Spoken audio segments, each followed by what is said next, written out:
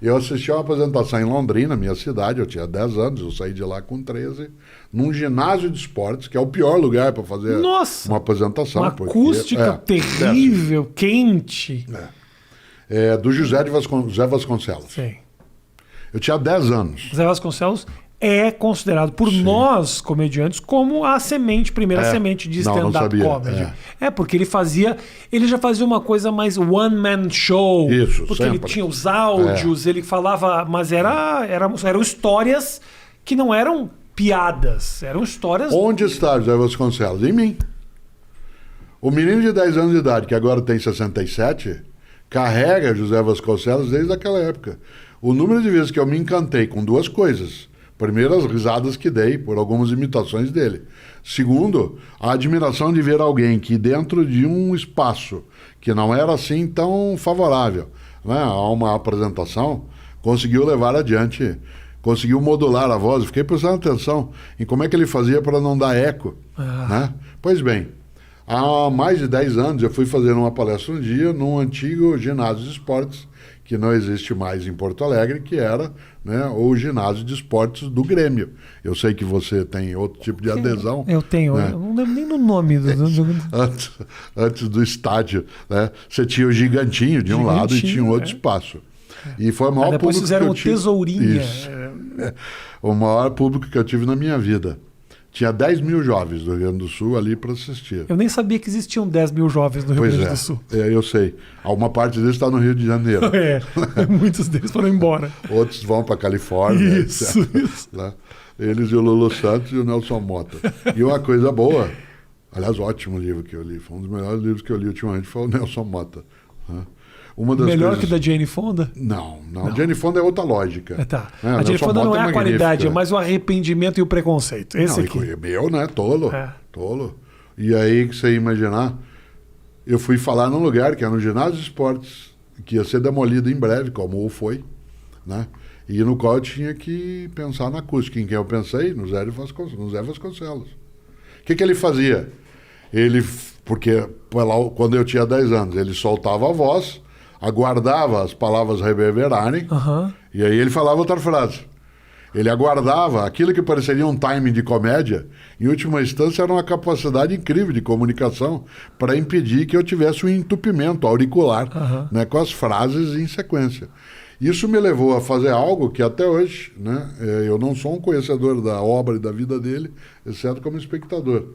Eu, porque também falo e porque também participo de atividades em rádio, eu estico a sílaba final a tal ponto que algumas pessoas perguntam, você é gaúcho? Né? Mas não, sou paranaense. Mas eu estico, e isso eu aprendi vendo ele falar. O Zé Vasconcelos é uma referência. Eu tenho a ideia, talvez equivocada, de que as palavras no final dão uma esticada para pensar na próxima frase. Então, são duas coisas, são dois movimentos. Que eu faço muito isso no palco. Isso, claro, eu também. Devagar. Eu também. Para que eu saiba o que eu vou falar. Exatamente.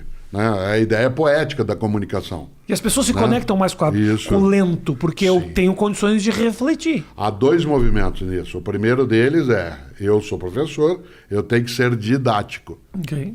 E para eu ser didático, portanto, eu ser compreendido, eu preciso fazer com que a pessoa me ouça bem e ela seja capaz de, enquanto eu digo algo, como eu estou fazendo agora, que essa expressão algo, que ela penetre e ela permaneça milésimos de segundos circulando em todas as sinapses que ela coloca. Se eu digo em todas as sinapses, ela não entende, mas se eu digo em todas as sinapses... valorizando. Isso, eu consigo que ela absorva e me dá tempo de dar o passo seguinte no meu raciocínio. Para ser didático, eu preciso encadear, né, reflexões, argumentos, de maneira que a outra pessoa entenda aquilo como sendo um contínuo. Essa é a razão, né, de esticar, né, não só os fonemas, mas especialmente as sílabas, né, de modo que ela vá, e isso dá um ar cantado. Segundo, esse não é o meu sotaque original, né, eu sou caipira, portanto eu tenho a puxada do R, do norte do Paraná. Eu estou na capital paulista há 53 anos, mas você identifica alguém da minha região pedindo para ele dizer uma colher, por favor.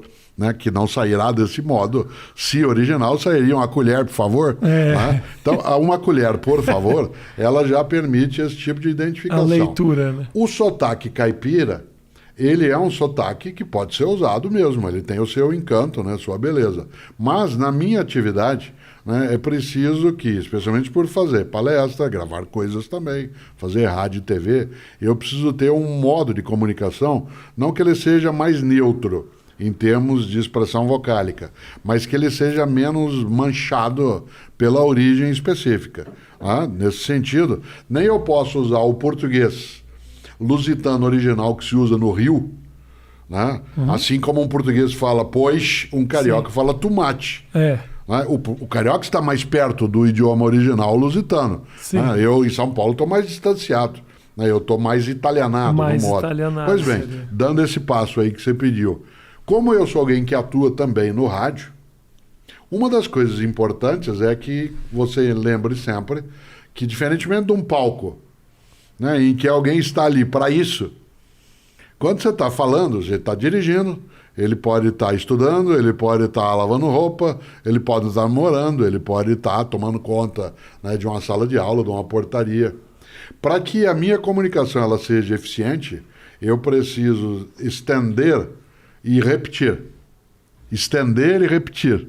Tá, perfeito. Ora, porque aí você presta atenção. Do contrário, isso vai. Diferentemente do palco ou da TV, em que você tem uma atenção de exclusividade, né, a tua atenção, eu não posso, estando na plateia, né, de uma apresentação tua, não estar olhando. Ou lavar uma louça. Isso, exatamente. Não, difícil, né? dificulta. O próprio podcast hoje, quando ele é utilizado só como imagem, ainda que ele exige uma atenção maior. Mas feito como algo que você sai caminhando, né, enquanto está fazendo outra coisa, você ouve, até é possível. Mas para que eu, de fato, seja compreendido, eu preciso ser capaz de cantar. Né? E é por isso que eu faço.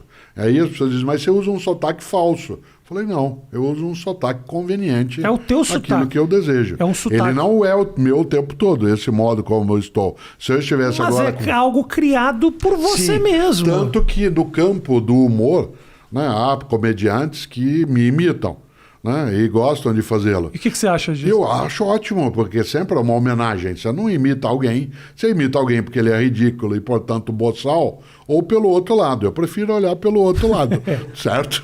Ora, se ele não imita por isso, já é uma questão dele, não minha. Os imitadores teriam que ir a público dizer, Cortella, não é uma homenagem, eu estou te humilhando. O que eu já vi ótimos imitadores, mas o que eu nunca vi? Eu já vi alguns me imitando à minha frente, propositadamente. Ele não imita a voz, ele pode pegar a caricatura da voz. Tá, perfeito. Certo? A caricatura da voz, tudo bem. O imitador, e eu conheço um ou dois, né, que imita a voz, é porque o cara captura a alma. Aí é outra coisa. Né? Esse ultrapassou e muito. E você sabe que há muitos comediantes que são capazes de... Né, você não reconhece. Outra coisa é a caricatura. A caricatura como a imitação, ela é sempre gostosa, porque aquele é um dos modos como as pessoas te veem. Né? Mas o maior número de imitadores meus tem menos de 18 anos de idade. Né? Mas você tem um público muito grande, jovenzinho. Você olha o rosto das pessoas que fez as perguntas, são jovenzinhos. Eu recebo muitos recados de pais ou mães, assim, meu filho tem 14 anos, ele passa o dia te imitando, ele só fala como você fala. E eu não pergunto se isso é elogioso, né? Mas eu quero que seja, e por isso às vezes eu simulo que é. Boa. Eu uso muito, no humor, eu uso muito isso, e é louco, né? Porque... tem um cálculo. Muitas vezes eu valorizo aquilo que eu quero que o cara lembre para depois eu fazer um punch com uma piada, ou que vem mais lá na frente alguma coisa que faz ele lembrar de algo que eu disse, ou eu tiro ou eu não valorizo aquilo que é engraçado para surpreender ele lá na frente. É uma matemática. Não, mas e tem que ter muita percepção de tempo. Eu estava lendo um livro que o Jerry Seinfeld lançou agora com as anotações ele dele. Metódico. Uma das coisas eu li até o desfecho, tem 3 linhas, até o desfecho eu não era capaz de imaginar que ele ia dar aquele passo. Ele diz, as mulheres reclamam muito que nós, maridos, ele falava de casamento, nós maridos não prestamos atenção nelas. A minha mulher não faz isso. Acho. Ora, esse modo respirado não é só o timing da comédia, ele é também uma maneira própria, né, dele falar que faz com que eu serei capturado naquele momento. Claro. Então, claro. Rouba a atenção, você puxa para um lado, tira para o outro, tem coisas... Então o sotaque, ele pode sim ser trabalhado né, como uma forma de comunicação. Né? Claro.